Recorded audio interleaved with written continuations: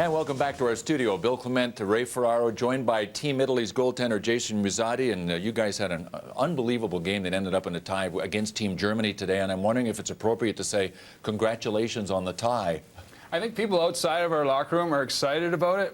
Honestly, we're disappointed. I thought we played them well. We were aggressive against them, and we had the 3-2 lead with just over a minute left. So it was a little bit of a disappointment in our locker room today.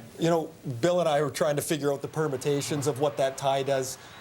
Do you guys really have a feel for what it does for you yet? There are a lot of questions being thrown at the coaches after the game today. What do we have to do if there's this happens or that happens? So everybody's checking the rule books tonight. If we could steal a point off the Czechs tomorrow, that'd be huge. But obviously, we got to beat the Swiss, and I'm just not sure the other implications if we got to root for a tie between the Swiss and the Germans tomorrow or not. You were born in Toronto and raised there. You went to Michigan State. You played in the National Hockey League. You played 8 years over in Europe, and it's my understanding that the last 5 have been played in Italy. First of all, what brought you over to Europe, other than employment, or was that it?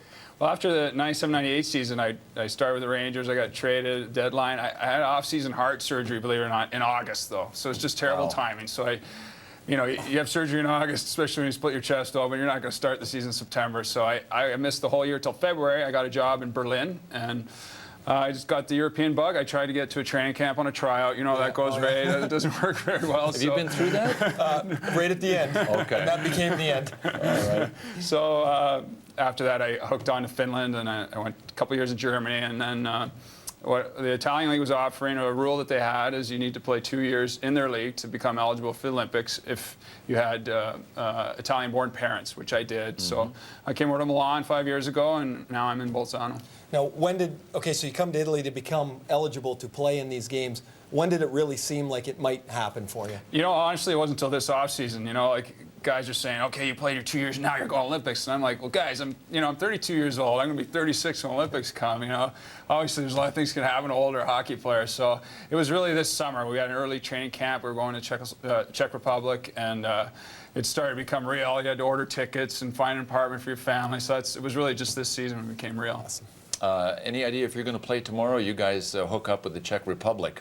That's a good question. Our other goaltender, Gunter Hell, he had a tremendous game the other night against the Finns. Yeah, so, he's earned himself another game if that's what they choose to do. And, we play together on the same team in the league as well, and we're a good tandem. So it's worked well for us, and, both of us will be ready. Now, your wife and kids are here. Have the games been everything you thought they would be? Yeah, I wasn't sure what to expect. I had no experience with it, and our fans have been so enthusiastic and so positive, and it's just... especially the opening ceremonies were very overwhelming, and it's great emotions. And how's your Italian? Mio italiano molto bene, grazie. Oh, much better than here. And what Jason just said is the final score of the game against Germany was 3-3. They place Czech Republic tomorrow, and he also said we'll be back to Torino with more hockey coverage right after this. Thank you, Jason. You're welcome, Bill. We got to work on your time.